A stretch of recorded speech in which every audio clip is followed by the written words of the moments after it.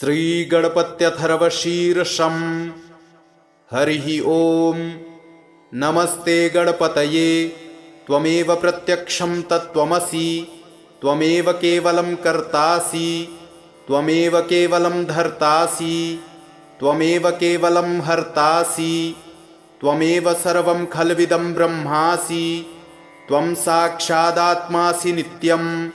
ऋतं वच्मि सत्यं वच्मि, अवत्वं माम् अववक्तारम् अवश्रोतारम् अवदातारम् अवधातारम् अवानुचानमवशिष्यम् अवपश्चात्तात् अवपुरस्तात् अवचोत्तरात्तात् अवदक्षिणात्तात् अवचोर्ध्वात्तात् अवाधरात्तात् सर्वतो मां पाहि पाहि समन्तात्। त्वं वाङ्मयस्त्वं चिन्मयः, त्वमानन्दमयस्त्वं ब्रह्ममयः, त्वं सच्चिदानन्दाद्वितीयोऽसि, त्वं प्रत्यक्षं ब्रह्मासि, त्वं ज्ञानमयो विज्ञानमयोऽसि। सर्वं जगदिदं त्वत्तो जायते, सर्वं जगदिदं त्वत्तिष्ठति, सर्वं जगदिदं त्वयि लयमेष्यति, सर्वं जगदिदं त्वयि प्रत्येति। त्वं भूमिरापो नलो नीलो नभः, त्वं चत्वारि वाक्पदानि, त्वं गुणत्रयातीतः, त्वं कालत्रयातीतः, त्वं देहत्रयातीतः, त्वं मूलाधारस्थितोऽसि नित्यं, त्वं शक्तित्रयात्मकः, त्वां योगिनो ध्यायन्ति नित्यं। त्वं ब्रह्मा त्वं विष्णुस्त्वं रुद्रस्त्वम् इन्द्रस्त्वमग्निस्त्वं वायुस्त्वं सूर्यस्त्वं चन्द्रमास्त्वं ब्रह्मभूर्भुवः सुरोम। गणादिं पूर्वमुच्चार्य वर्णादिं तदनन्तरम् अनुस्वारः परतरः अर्धेन्दुलसितं तारेण रुद्धम्। एतत्तव मनुस्वरूपं गकारः पूर्वरूपम्, अकारो मध्यमरूपम्, अनुस्वरश्चान्त्यरूपम्, बिन्दुरुत्तररूपम्, नादः सन्धानं, संहिता सन्धिः। सैषा गणेशविद्या गणकऋषिः नृचिद्गायत्री छन्दः। श्रीमहागणपतिर्देवता। ॐ गं गणपतये नमः। एकदन्ताय विद्महे वक्रतुण्डाय धीमहि तन्नो दन्ती प्रचोदयात्। एकदन्तं चतुर्हस्तं पाशमङ्कुशधारिणम् अभयं वरदं हस्तैर्बिभ्राणं मूषकध्वजम्। रक्तं लम्बोदरं शूर्पकर्णकं रक्तवाससं रक्तगन्धानुलिप्ताङ्गं रक्तपुष्पैः सुपूजितं। भक्तानुकम्पिनं देवं जगत्कारणमच्युतम्। आविर्भूतं च सृष्ट्यादौ प्रकृतेः पुरुषात् परम्। एवं ध्यायति यो नित्यं स योगी योगिनां वरः। नमो व्रातपतये नमो गणपतये नमः प्रमथपतये। नमस्ते अस्तु लम्बोदरायैकदन्ताय विघ्नविनाशिने शिवसुताय श्रीवरदमूर्तये नमो नमः। हरिः ओम्। नमस्ते गणपतये त्वमेव प्रत्यक्षं तत्त्वमसि, त्वमेव केवलं कर्तासि, त्वमेव केवलं धर्तासि, त्वमेव केवलं हर्तासि, त्वमेव सर्वं खल्विदं ब्रह्मासि, त्वं साक्षादात्मासि नित्यं। ऋतं वच्मि सत्यं वच्मि, अवत्वं माम् अववक्तारम् अवश्रोतारम् अवदातारम् अवधातारम् अवानुचानमवशिष्यम् अवपश्चात्तात् अवपुरस्तात् अवचोत्तरात्तात् अवदक्षिणात्तात् अवचोर्ध्वात्तात् अवाधरात्तात् सर्वतो मां पाहि पाहि समन्तात्। त्वं वाङ्मयस्त्वं चिन्मयः, त्वमानन्दमयस्त्वं ब्रह्ममयः, त्वं सच्चिदानन्दाद्वितीयोऽसि, त्वं प्रत्यक्षं ब्रह्मासि, त्वं ज्ञानमयो विज्ञानमयोऽसि सर्वं जगदिदं त्वत्तो जायते सर्वं जगदिदं त्वत्तिष्ठति सर्वं जगदिदं त्वयि लयमेष्यति सर्वं जगदिदं त्वयि प्रत्येति त्वं भूमिरापो नलो नीलो नभः त्वं चत्वारि वाक्पदानि त्वं गुणत्रयातीतः त्वं कालत्रयातीतः त्वं देहत्रयातीतः त्वं मूलाधारस्थितोऽसि नित्यं त्वं शक्तित्रयात्मकः त्वां योगिनो ध्यायन्ति नित्यं त्वं ब्रह्मा त्वं विष्णुस्त्वं रुद्रस्त्वमिन्द्रस्त्वमग्निस्त्वं वायुस्त्वं सूर्यस्त्वं चन्द्रमास्त्वं ब्रह्म भूर्भुवः सुरोम गणादिं पूर्वमुच्चार्य वर्णादिं तदनन्तरम् अनुस्वारः परतरः अर्धेन्दुलसितं तारेण रुद्धम् एतत्तव मनुस्वरूपं गकारः पूर्वरूपम् अकारो मध्यमरूपम् अनुस्वरश्चान्त्यरूपं बिन्दुरुत्तररूपं नादः सन्धानं संहिता सन्धिः सैषा गणेशविद्या गणकऋषिः नृचिद्गायत्री छन्दः श्रीमहागणपतिर्देवता ॐ गं गणपतये नमः। एकदन्ताय विद्महे वक्रतुण्डाय धीमहि तन्नो दन्ती प्रचोदयात्। एकदन्तं चतुर्हस्तं पाशमङ्कुशधारिणम् अभयं वरदं हस्तैर्बिभ्राणं मूषकध्वजं रक्तं लम्बोदरं शूर्पकर्णकं रक्तवाससं रक्तगन्धानुलिप्ताङ्गं रक्तपुष्पैः सुपूजितं भक्तानुकम्पिनं देवं जगत्कारणमच्युतम् आविर्भूतं च सृष्ट्यादौ प्रकृतेः पुरुषात् परम् एवं ध्यायति यो नित्यं स योगी योगिनां वरः। नमो व्रातपतये नमो गणपतये नमः प्रमथपतये नमस्ते अस्तु लम्बोदरायैकदन्ताय विघ्नविनाशिने शिवसुताय श्रीवरदमूर्तये नमो नमः। हरिः ॐ।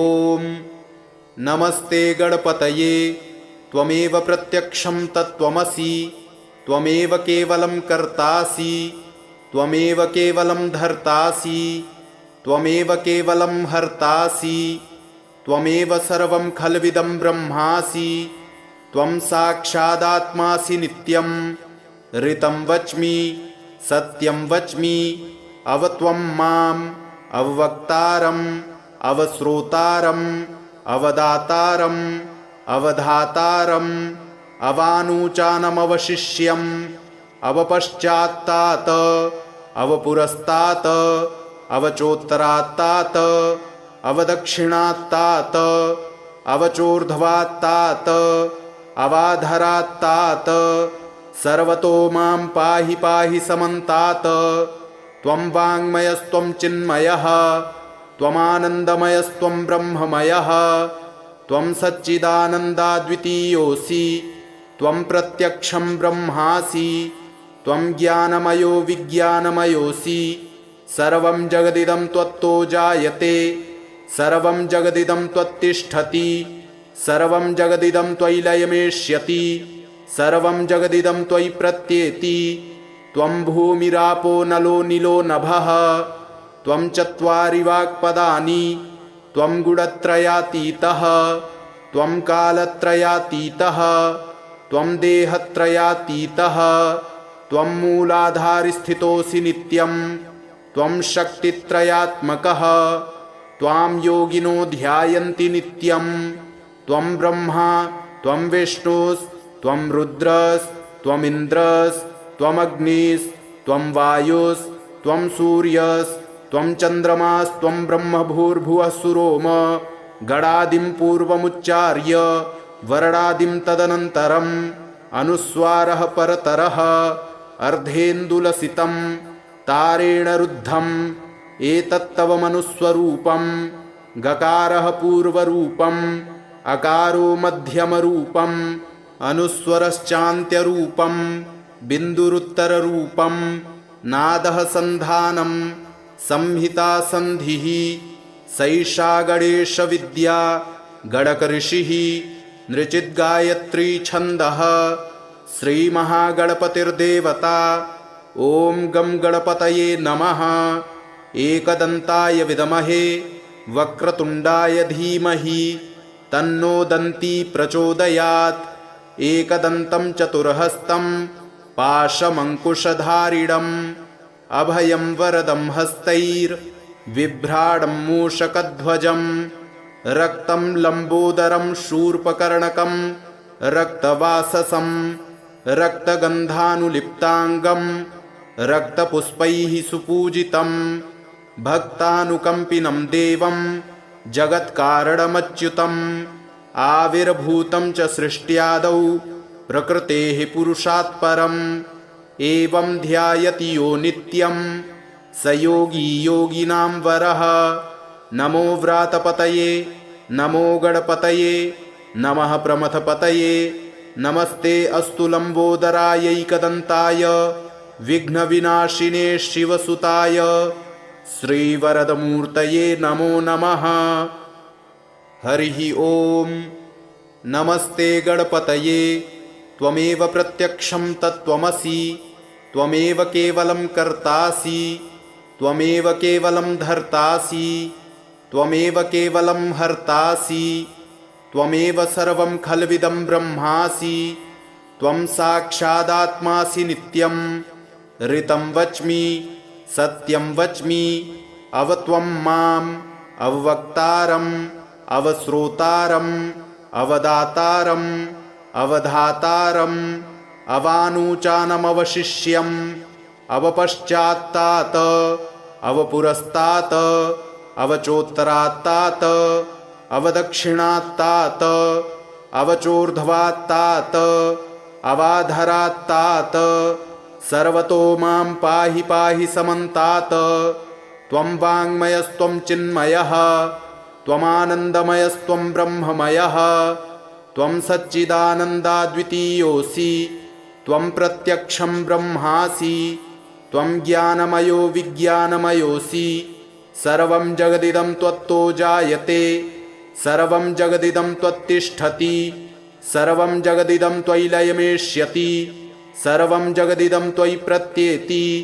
त्वं भूमिरापो नलो नीलो नभः त्वं चत्वारि वाक्पदानि त्वं गुणत्रयातीतः त्वं कालत्रयातीतः त्वं देहत्रयातीतः त्वं मूलाधारस्थितोऽसि नित्यं त्वं शक्तित्रयात्मकः त्वां योगिनो ध्यायन्ति नित्यं त्वं ब्रह्मा त्वं विष्णुस्त्वं रुद्रस्त्वमिन्द्रस्त्वमग्निस्त्वं वायुस्त्वं सूर्यस्त्वं चन्द्रमास्त्वं ब्रह्मभूर्भुवः सुरोम गणादिं पूर्वमुच्चार्य वर्णादिं तदनन्तरम् अनुस्वारः परतरः अर्धेन्दुलसितं तारेण रुद्धम् एतत्तव मनुस्वरूपं गकारः पूर्वरूपम् अकारो मध्यमरूपम् अनुस्वरश्चान्त्यरूपं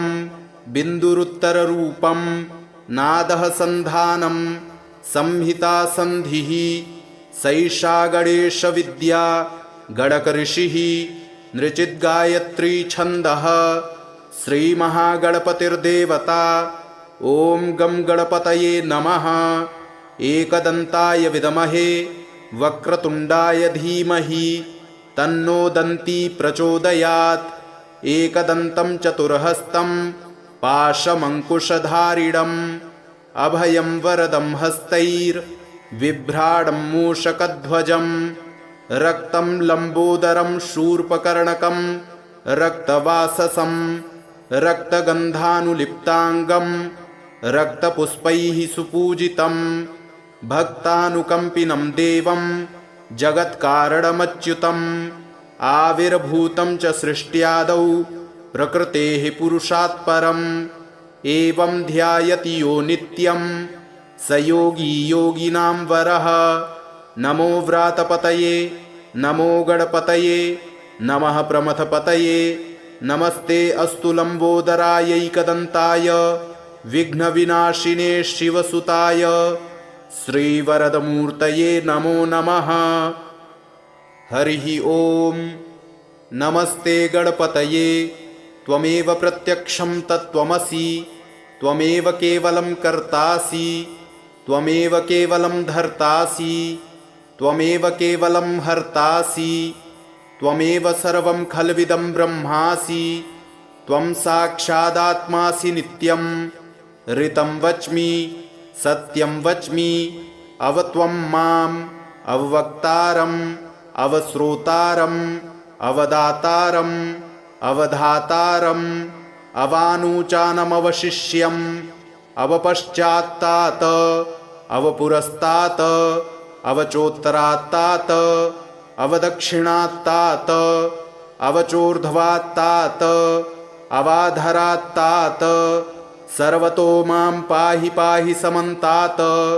त्वं वाङ्मयस्त्वं चिन्मयः त्वमानन्दमयस्त्वं ब्रह्ममयः त्वं सच्चिदानन्दाद्वितीयोऽसि त्वं प्रत्यक्षं ब्रह्मासि त्वं ज्ञानमयो विज्ञानमयोऽसि सर्वं जगदिदं त्वत्तो जायते सर्वं जगदिदं त्वत्तिष्ठति सर्वं जगदिदं त्वयि लयमेष्यति सर्वं जगदिदं त्वयि प्रत्येति त्वं भूमिरापो नलो नीलो नभः त्वं चत्वारि वाक्पदानि त्वं गुणत्रयातीतः त्वं कालत्रयातीतः त्वं देहत्रयातीतः त्वं मूलाधारस्थितोऽसि नित्यं त्वं शक्तित्रयात्मकः त्वां योगिनो ध्यायन्ति नित्यं त्वं ब्रह्मा त्वं विष्णुस्त्वं रुद्रस्त्वमिन्द्रस्त्वमग्निस्त्वं वायुस्त्वं सूर्यस्त्वं चन्द्रमास्त्वं ब्रह्मभूर्भुवः सुरोम गणादिं पूर्वमुच्चार्य वर्णादिं तदनन्तरम् अनुस्वारः परतरः अर्धेन्दुलसितं तारेण रुद्धम् एतत्तव मनुस्वरूपं गकारः पूर्वरूपम् अकारो मध्यमरूपम् अनुस्वरश्चान्त्यरूपं बिन्दुरुत्तररूपं नादः सन्धानं संहिता सन्धिः सैषा गणेशविद्या गणकऋषिः नृचिद्गायत्री छन्दः श्रीमहागणपतिर्देवता। ॐ गं गणपतये नमः। एकदन्ताय विद्महे वक्रतुण्डाय धीमहि तन्नो दन्ती प्रचोदयात्।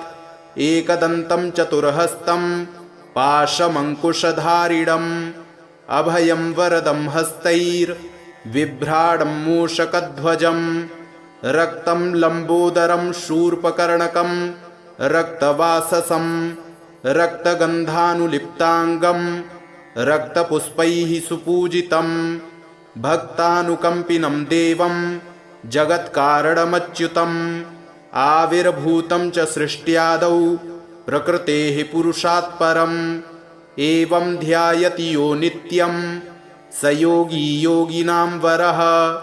नमो व्रातपतये नमो गणपतये नमः प्रमथपतये नमस्ते अस्तु लंबोदरायैकदन्ताय विघ्नविनाशिने शिवसुताय श्रीवरदमूर्तये नमो नमः। हरिः ओम। नमस्ते गणपतये त्वमेव प्रत्यक्षं तत्त्वमसि त्वमेव केवलं कर्तासि त्वमेव केवलं धर्तासि त्वमेव केवलं हर्तासि त्वमेव सर्वं खल्विदं ब्रह्मासि त्वं साक्षादात्मासि नित्यं ऋतं वच्मि सत्यं वच्मि अवत्वं माम् अववक्तारम् अवश्रोतारम् अवदातारम् अवधातारम् अवानुचानमवशिष्यम् अवपश्चात्तात अवपुरस्तात अवचोत्तरात्तात अवदक्षिणात्तात अवचोर्ध्वात्तात अवाधरात्तात सर्वतो मां पाहि पाहि समन्तात। त्वं वाङ्मयस्त्वं चिन्मयः त्वमानन्दमयस्त्वं ब्रह्ममयः त्वं सच्चिदानन्दाद्वितीयोऽसि त्वं प्रत्यक्षं ब्रह्मासि त्वं ज्ञानमयो विज्ञानमयोऽसि सर्वं जगदिदं त्वत्तो जायते सर्वं जगदिदं त्वत्तिष्ठति सर्वं जगदिदं त्वयि लयमेष्यति सर्वं जगदिदं त्वयि प्रत्येति त्वं भूमिरापो नलो नीलो नभः त्वं चत्वारि वाक्पदानि त्वं गुणत्रयातीतः त्वं कालत्रयातीतः त्वं देहत्रयातीतः त्वं मूलाधारस्थितोऽसि नित्यं त्वं शक्तित्रयात्मकः त्वां योगिनो ध्यायन्ति नित्यं त्वं ब्रह्मा त्वं विष्णुस्त्वं रुद्रस्त्वमिन्द्रस्त्वमग्निस्त्वं वायुस्त्वं सूर्यस्त्वं चन्द्रमास्त्वं ब्रह्मभूर्भुवः सुरोम गणादिं पूर्वमुच्चार्य वर्णादिं तदनन्तरम् अनुस्वारः परतरः अर्धेन्दुलसितं तारेण रुद्धम् एतत्तव मनुस्वरूपं गकारः पूर्वरूपम् अकारो मध्यमरूपम् अनुस्वरश्चान्त्यरूपं बिन्दुरुत्तररूपं नादः सन्धानं संहिता सन्धिः सैषा गणेशविद्या गणकऋषिः नृचिद्गायत्री छन्दः श्रीमहागणपतिर्देवता ॐ गं गणपतये नमः। एकदन्ताय विद्महे वक्रतुण्डाय धीमहि तन्नो दन्ती प्रचोदयात्।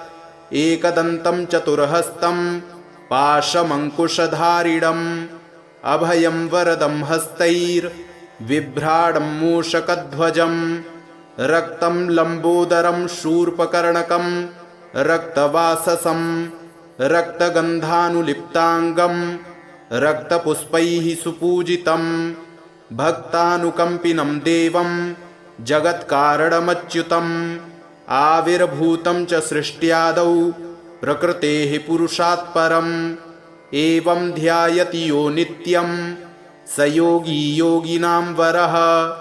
नमो व्रातपतये नमो गणपतये नमः प्रमथपतये नमस्ते अस्तु लम्बोदरायैकदन्ताय विघ्नविनाशिने शिवसुताय श्रीवरदमूर्तये नमो नमः। हरिः ॐ। नमस्ते गणपतये त्वमेव प्रत्यक्षं तत्त्वमसि त्वमेव केवलं कर्तासि त्वमेव केवलं धर्तासि त्वमेव केवलं हर्तासि त्वमेव सर्वं खल्विदं ब्रह्मासि त्वं साक्षादात्मासि नित्यं ऋतं वच्मि सत्यं वच्मि अवत्वं माम् अववक्तारम् अवश्रोतारम् अवदातारम् अवधातारम् अवानुचानमवशिष्यम् अवपश्चात्तात् अवपुरस्तात् अवचोत्तरात्तात् अवदक्षिणात्तात् अवचोर्ध्वात्तात् अवाधरात्तात् सर्वतो मां पाहि पाहि समन्तात्। त्वं वाङ्मयस्त्वं चिन्मयः त्वमानन्दमयस्त्वं ब्रह्ममयः त्वं सच्चिदानन्दाद्वितीयोऽसि त्वं प्रत्यक्षं ब्रह्मासि त्वं ज्ञानमयो विज्ञानमयोऽसि सर्वं जगदिदं त्वत्तो जायते सर्वं जगदिदं त्वत्तिष्ठति सर्वं जगदिदं त्वयि लयमेष्यति सर्वं जगदिदं त्वयि प्रत्येति त्वं भूमिरापो नलो नीलो नभः त्वं चत्वारि वाक्पदानि त्वं गुणत्रयातीतः त्वं कालत्रयातीतः त्वं देहत्रयातीतः त्वं मूलाधारस्थितोऽसि नित्यं त्वं शक्तित्रयात्मकः त्वां योगिनो ध्यायन्ति नित्यं त्वं ब्रह्मा त्वं विष्णुस्त्वं रुद्रस्त्वमिन्द्रस्त्वमग्निस्त्वं वायुस्त्वं सूर्यस्त्वं चन्द्रमास्त्वं ब्रह्मभूर्भुवः सुरोम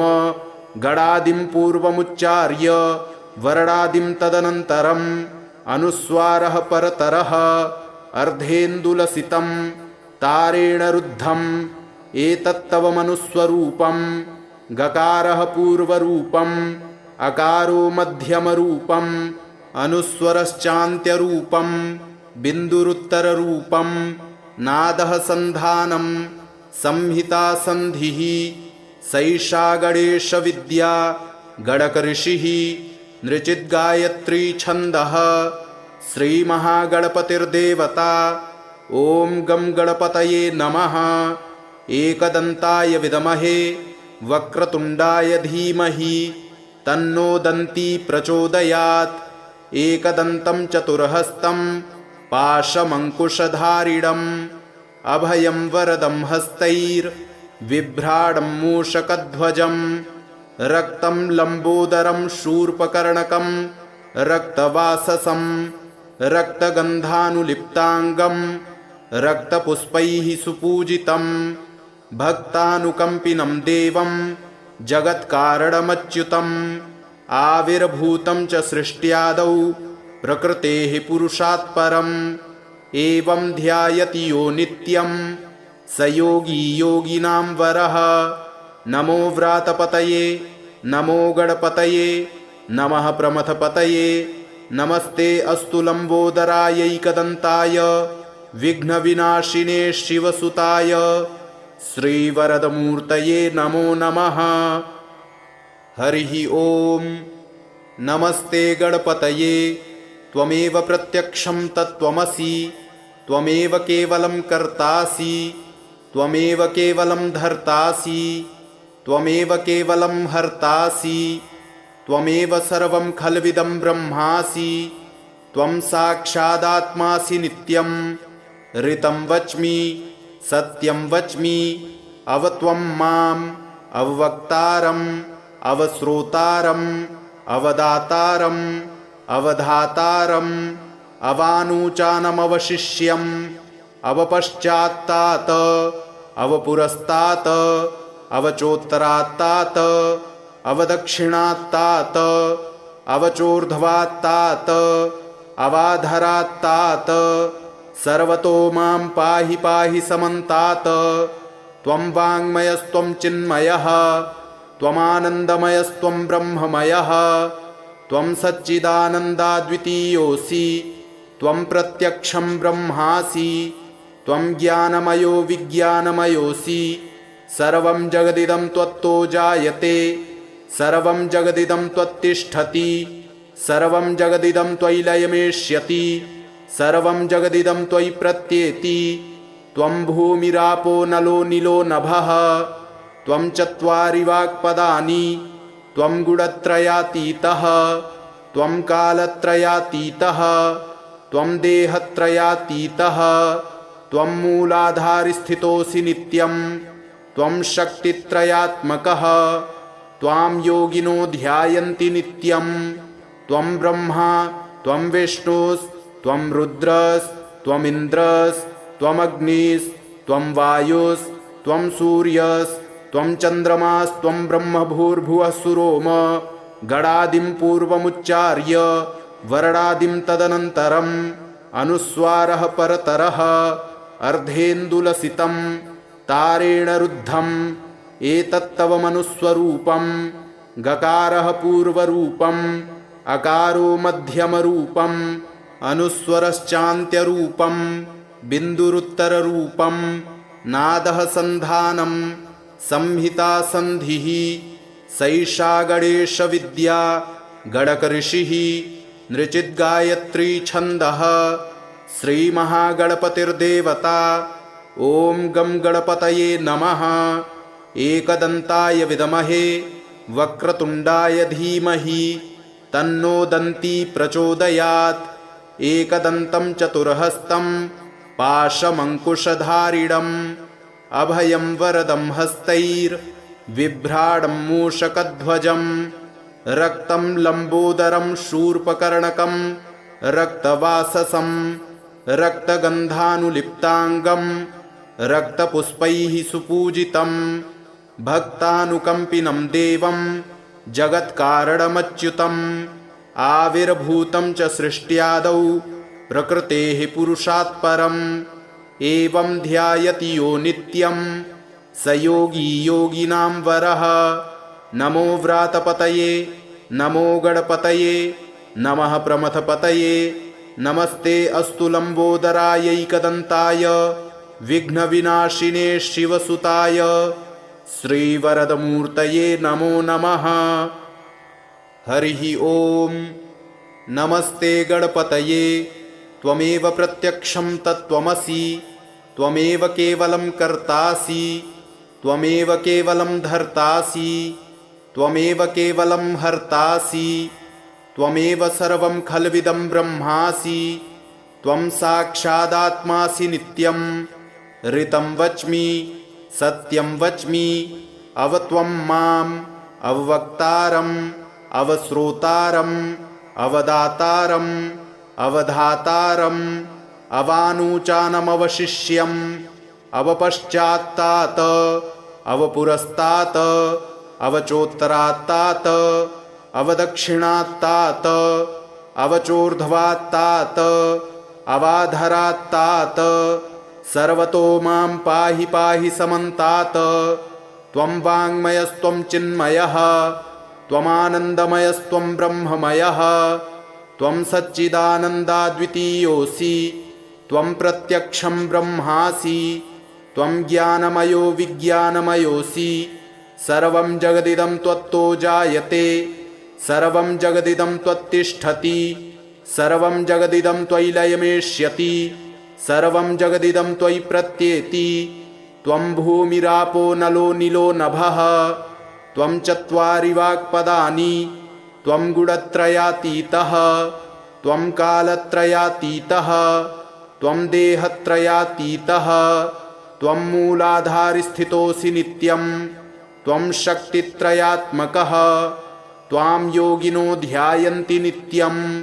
त्वं ब्रह्मा त्वं विष्णुस्त्वं रुद्रस्त्वमिन्द्रस्त्वम् अग्निस्त्वं वायुस्त्वं सूर्यस्त्वं चन्द्रमास्त्वं ब्रह्मभूर्भुवः सुरोम गणादिं पूर्वमुच्चार्य वर्णादिं तदनन्तरम् अनुस्वारः परतरः अर्धेन्दुलसितं तारेण रुद्धम् एतत्तव मनुस्वरूपं।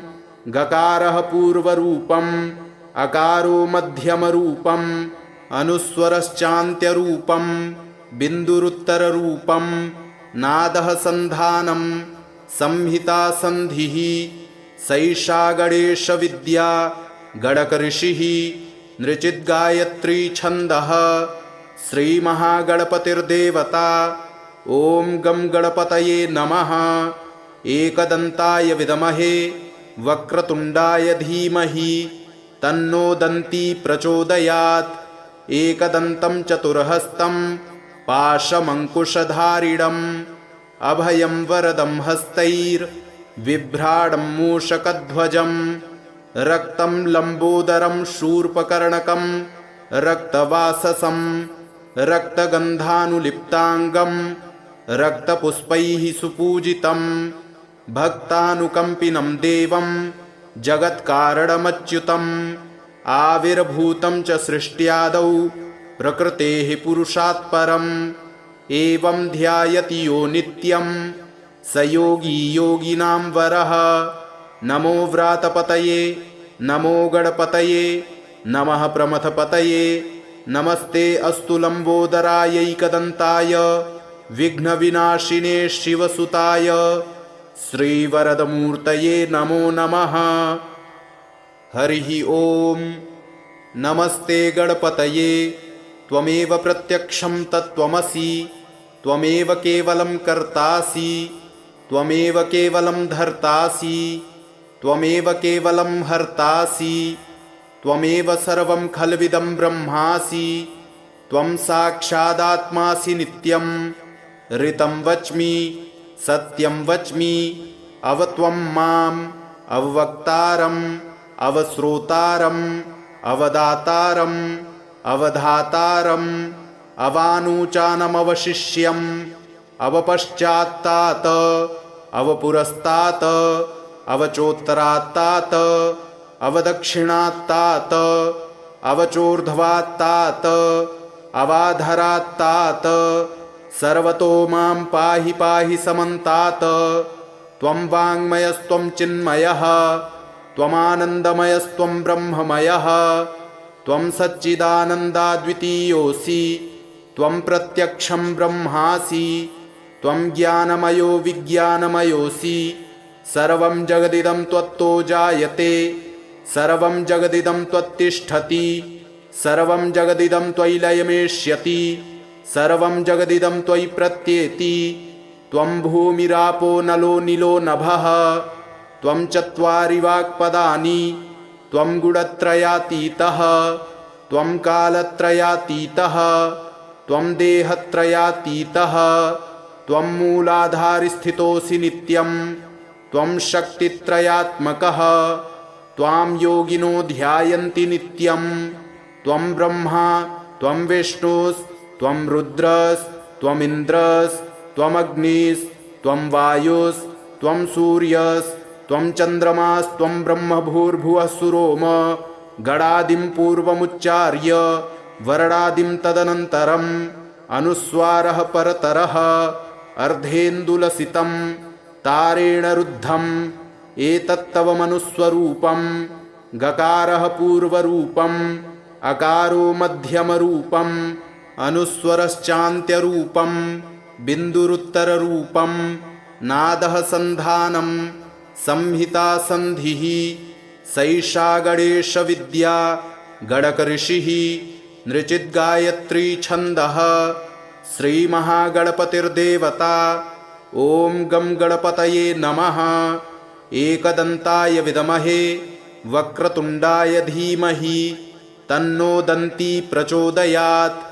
एकदन्तं चतुर्हस्तं पाशमङ्कुशधारिणम् अभयं वरदं हस्तैर्बिभ्राणं मूषकध्वजं रक्तं लम्बोदरं शूर्पकर्णकं रक्तवाससं रक्तगन्धानुलिप्ताङ्गं रक्तपुष्पैः सुपूजितं भक्तानुकम्पिनं देवं जगत्कारणमच्युतम् आविर्भूतं च सृष्ट्यादौ प्रकृतेः पुरुषात् परम् एवं ध्यायति यो नित्यं स योगी योगिनां वरः। नमो व्रातपतये नमो गणपतये नमः प्रमथपतये नमस्ते अस्तु लम्बोदरायैकदन्ताय विघ्नविनाशिने शिवसुताय श्रीवरदमूर्तये नमो नमः।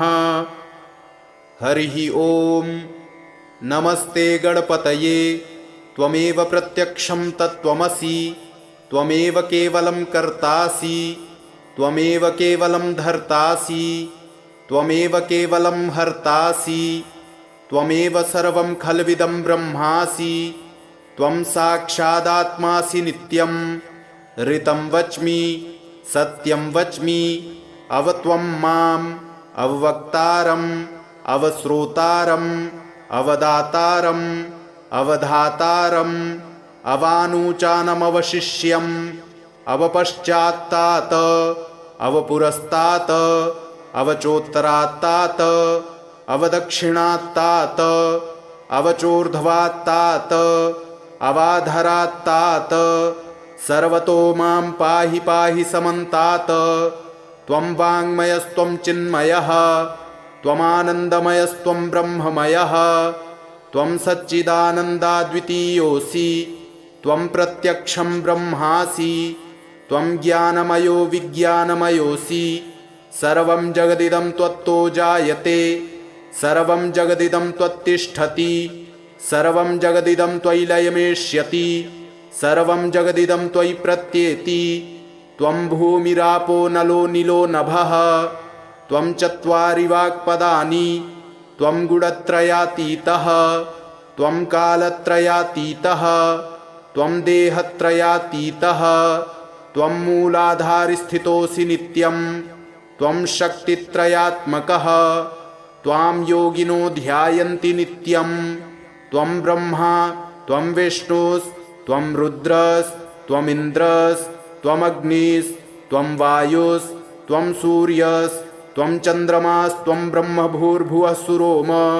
गणादिं पूर्वमुच्चार्य वर्णादिं तदनन्तरम् अनुस्वारः परतरः अर्धेन्दुलसितं तारेण रुद्धम् एतत्तव मनुस्वरूपं गकारः पूर्वरूपम् अकारो मध्यमरूपम् अनुस्वरश्चान्त्यरूपम् बिन्दुरुत्तररूपम् नादः सन्धानं संहिता सन्धिः सैषा गणेशविद्या गणकऋषिः नृचिद्गायत्री छन्दः श्रीमहागणपतिर्देवता।